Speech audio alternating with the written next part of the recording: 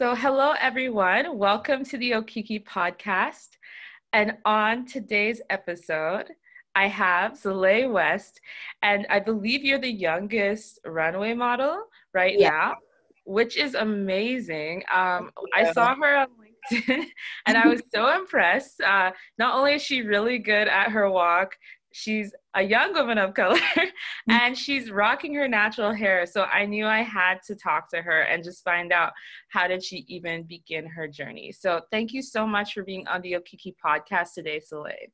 You're welcome. Thank you. So I have to ask you, you're very young, and normally I ask people, what's your educational background? What is your career background? But Right. you're really just launching to it, and you're still, a young lady. So how did you get so passionate about this at a young age? What made you go, okay, this is something that I want to start doing right now? Well, for modeling, we were at a skating rink and this guy comes up to us, and I was 3, by the way. And so a guy comes up to us and was like, "Oh my God, I want to shoot you." But then we didn't know which one he meant. So then my mom had to get to know him first. And then so I did the shoot and I was like, "Oh my gosh, this is like so much fun."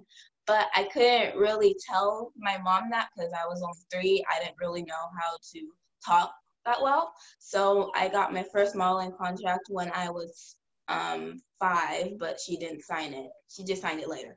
Not Yeah.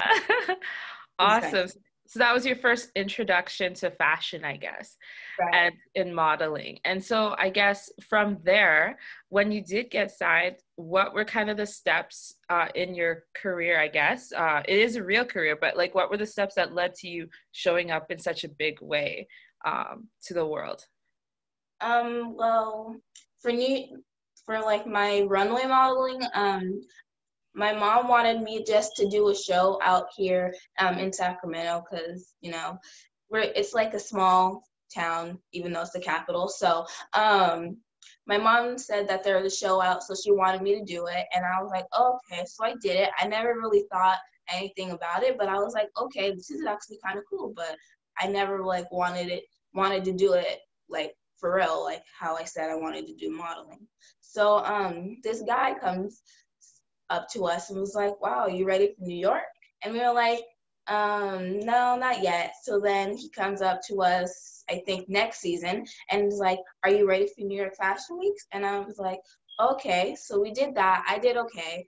But so my next one, I walked in Madison Square Garden, New York Fashion Week. And when I walked, my mom was like, wow, where did that walk come from? And that's probably when it like really started, but not for the adults, but just in general, like my walk. Very cool. So you started from your town and then all of a sudden you got scouted for New York Fashion Week. Like I could only imagine that was pretty nerve-wracking. And Yeah. like who were some of the brands you got to walk for in that process? I got to walk for Mario De La Torre, David Tupaz, and Gucci Waba. Wow, awesome. So after that first kind of like, or that second, I guess, breakout walk that you did, what were some of the opportunities that came out of that? Um, hmm. Well, for that, I kept on walking for that designer, I think 2 more times. And the day that I had my viral video with the orange dress, I got to walk with an adult designer the same day.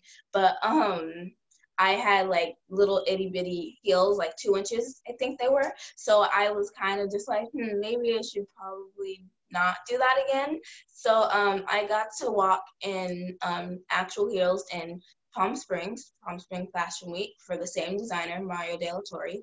And so then another designer came up to me saying, his name was David Tupaz, and he was like, I would love for her to walk with, close our show in New York Fashion Week. So Nice. that definitely when it really started. Awesome. So can you talk to me about, the opportunities that came after closing the show and also that process of going viral with your runway video? What did that do for you personally, and what did that do for you in terms of your modeling opportunities? Well, it never really did anything for my modeling, but because I had a viral video, I was yes, I was able to um, model for justice, and but no, not really. Not really. It opened opportunities. It's just because I had the viral video, but because I got kicked out of the kids runway area, I guess you could say. So I Okay. haven't been walking with kids, so I've just been walking with adults. But Yeah. So kind yeah, of set you on another level. right. Yeah, got it. Very cool. Um, yeah, so I wanted to ask too, what was the scariest moment then in you really pursuing this modeling career, and how did you overcome it? Um, for modeling, the scariest thing, honestly, it would have to be when I had to wear a halter, or the crop tops, the halter ones, and so I was walking, and then when I was going back, it started to like slip down. Oh So then, no. um, and yes, so I just made sure that I wouldn't do that, but I did it again, but it still happened, but it was okay, but I still did fine. It was just I just had to keep going. So, but no, not really a lot of obstacles, but yeah. For sure. So you have a lot of pieces to this brand then that you're building.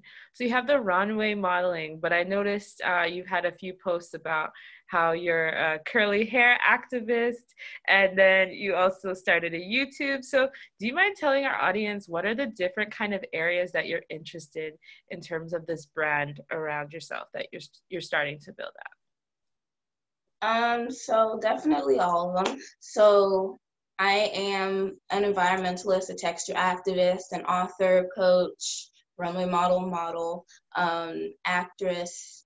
But I would definitely want to keep doing that stuff. And oh yeah, and I'm also an entrepreneur for my own t-shirt company, the Chai Chick. And so I would definitely want to keep going and definitely want to be a fashion designer. Fashion designer too. Awesome. And so, what made you think for yourself, I don't just want to do modeling, I want to do it all? Like, I don't know many young people your age that have written books already. So, what kind of sparked your interest that, oh, I could also do that and that? And what were you hoping to give to the people through these offerings that you have? What were you hoping to kind of bring to society, I guess?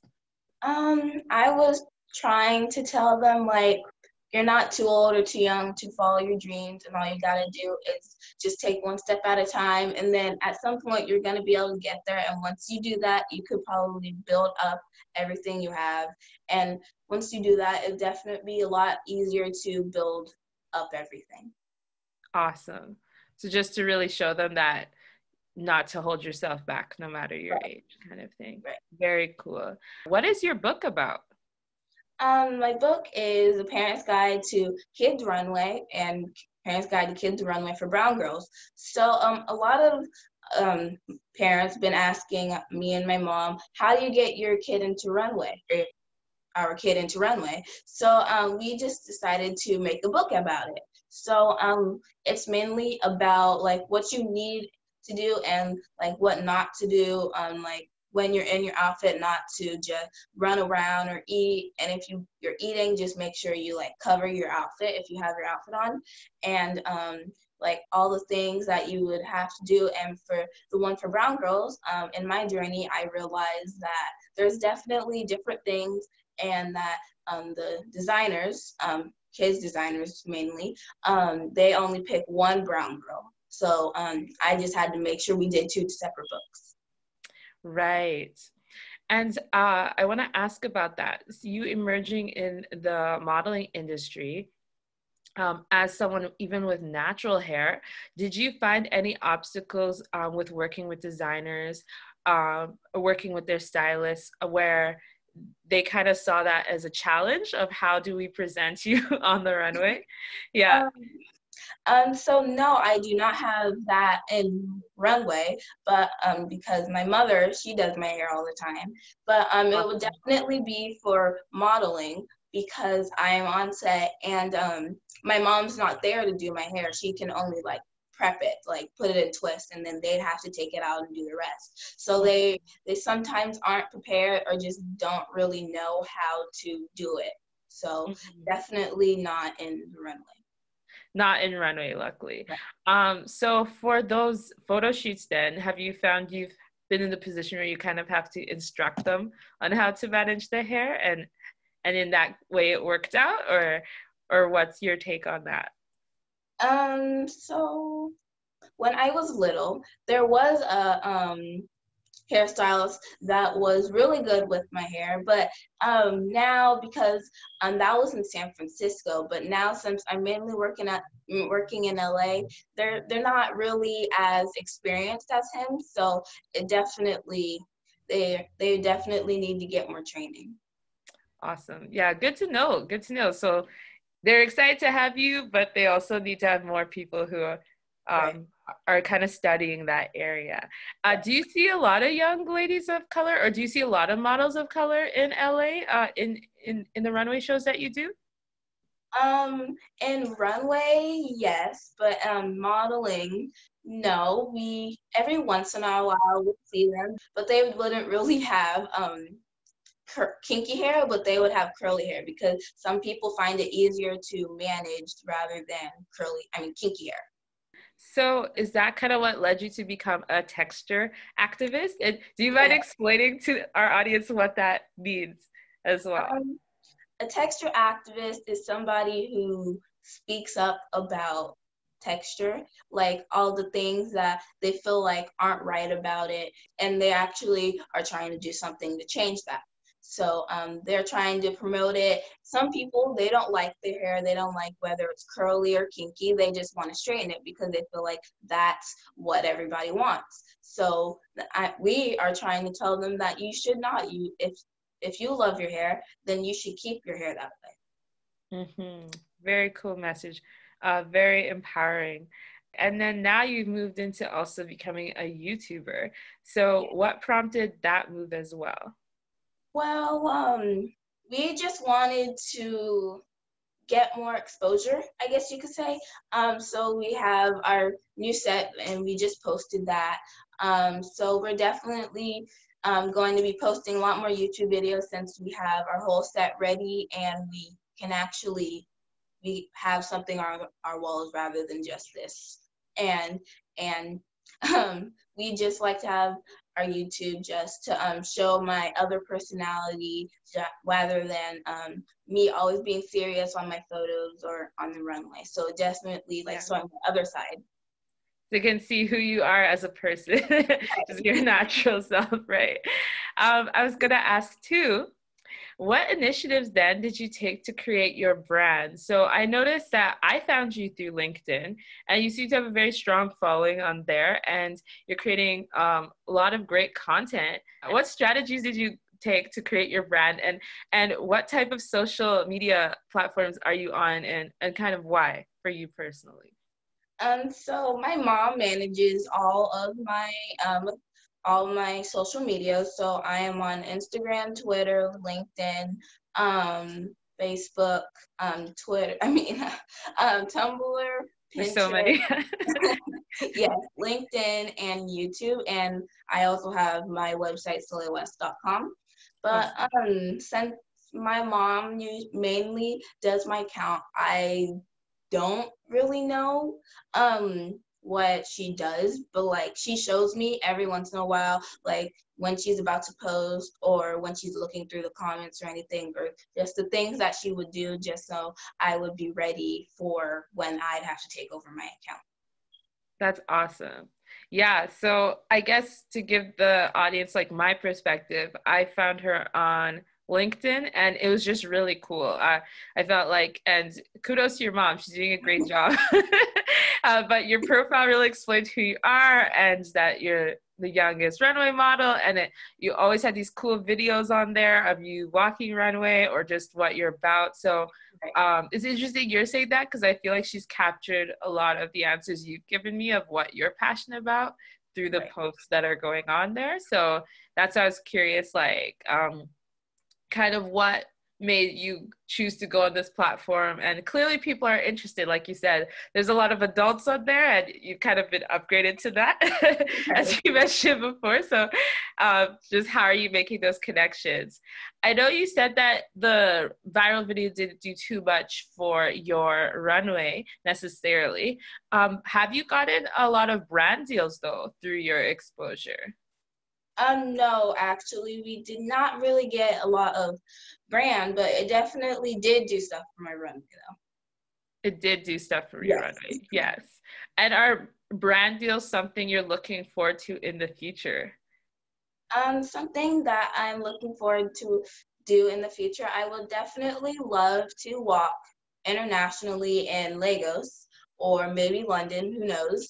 And I would also like to start doing my fashion designing at some point. And but yeah, that's like my main goals that I'm setting right now. Why Lagos? Well, I don't know. I really just thought it was a cool place and they have lots of really great things. So I was like, maybe I should walk over there, and I bet it would be definitely a cool experience. Cool. Is that in Nigeria? Yes. Okay, no, I'm asking because I'm Nigerian. And I have been to Lagos, and I do know about Lagos Fashion Week. So that's really cool. I feel like they would definitely love you over there. So that's super awesome. Yeah, for sure. And I was going to say too, what's the thing that you value the most about being a model? It'll probably be the impact, because everybody, they sometimes look up to me and they're like, wow, she loves her hair, so maybe I should love my hair too, just the way that she does. And that I'm able to inspire them to do what they love and continue to do what I love to. And they inspire me to do what I love to. Yeah. And so, which platform, I know you said your mom manages your social media. Are there any that you personally feel you get to use more? I know you said YouTube, you get to show a little more of the behind the scenes. Are you also active on Instagram? Yes. I sometimes comment. I would go through and just comment to things that or some of the things that I can comment to, and just interact with all my followers. If they comment something, if it's a question, then I'll just try and comment back and like their comments. Awesome. And how many followers have you gained, and are some of them also international? Yes, definitely. I have a good amount of following in Brazil. Okay, awesome, awesome. And I guess my last question for you is, where do you hope to see yourself in the next 5 and 10 years in the initiatives that you're doing right now? Definitely international, because I would just like to go around the world, because I really am enjoying traveling with my mom, but I don't know by then if I'll still be with her and like traveling with her. But I would definitely love to be international, going around the world. That's super cool. Thank you so much, Celai. I really enjoyed this interview and just your bright, vibrant personality. I know that you're just getting started, and I'm so excited to see the future for you and what you have in store. And I would not be surprised if you got a few brand deals coming up in the pipeline as well. Right. Are there any cool things or events or launches that you're doing right now that you want our audience to know about before I sign off on this for you here? No, but we're definitely just gonna be posting a lot more YouTube videos. So Awesome. make sure you subscribe to my YouTube channel. Awesome. So I will get that link for you all, and actually all her socials, so that you can follow her and see what she's up to and be able to support her and her journey.